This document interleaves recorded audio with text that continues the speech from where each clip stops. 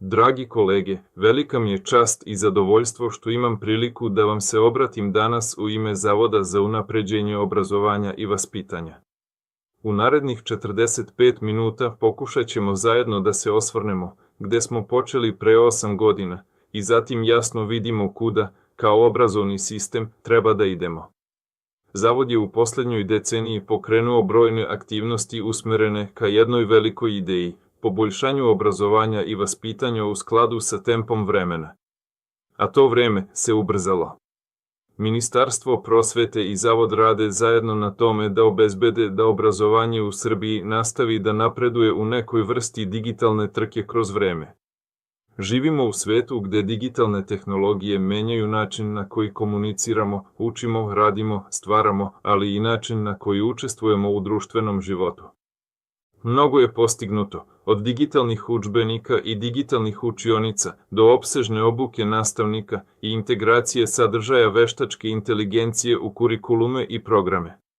Poboljšali smo digitalne kompetencije, razvili nove alate, nove prakse i nove modele učenja. Ali danas, više nego ikada, svesni smo jednog faktora, nalazimo se u trenutku istorije koju obrazovanje nije videlo decenijama. Veštačka inteligencija je ušla u naše živote gotovo neprimetno, a zatim, za samo nekoliko nedelja, proširila se širom sveta brže nego bilo koja tehnologija pre nje. Nismo više u vremenu sporog razvoja. Nemamo više mnogo vremena jer smo sporiji od brzine digitalnog sveta.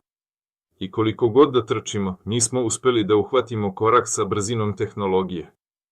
Za poređenje, potrebno je bilo otprilike 40 godina da televizija osvoji svet. Oko 15 godina za pametni telefon. Samo nekoliko nedelja za veštačku inteligenciju. Tačnije, 2 meseca. Ovo nam jasno govori kakvu epohu živimo. Nije samo ubrzanje, to je istorijski skok. I upravo zbog toga obrazovanje ne može ostati isto. Ne može ostati sporo, statično i zatvoreno unutar modela iz prošlog veka. Danas sve više ljudi živi u virtuelnim svetovima, rade, uče, stvaraju, vole dok se snaga ličnih računara udvostručava svakih 18 meseci. Taj svet će postajati sve luksuzniji, sve privlačniji. I vrlo je verovatno da ćemo u nekom trenutku imati superinteligenciju beskrajno pametnu. Zato moramo postaviti najteže pitanje. Da li smo već, nesvesno, osmislili neke od loših krajeva naše sopstvene sudbine? I šta će takvo biće, kada postane moćnije od nas, učiniti sa čovekom koji ga je stvorio? Digitalna stvarnost postaje manje deterministička i više nepredvidiva. A ako želimo da pripremimo decu za svet koji je nepredvidiv i nepoznat, onda škole moraju drastično promeniti svoje prioritete. Škola bi trebalo da podučava decu, kako da uče, kako da razmišljaju kroz logičke činjenice, kako da primene teoretsko znanje u praksi i da razvijaju radne navike i ličnu motivaciju. Jer nastavnik koji jednostavno prenosi gotova znanja, taj model je zastareo danas, čak i veštačka inteligencija to može da uradi. Budućnost zahteva nastavnika koji je spreman da menja, da uči zajedno sa svojim učenicima i da ih vodi ka znanju koje razmišlja, ne samo ka znanju koje informiše.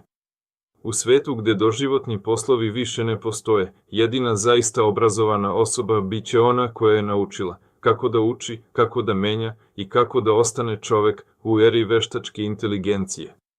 I sada voleo bih da pozovem direktora Zlatka Grušanovića da nastavi sa ovom temom. Hvala na pažnji.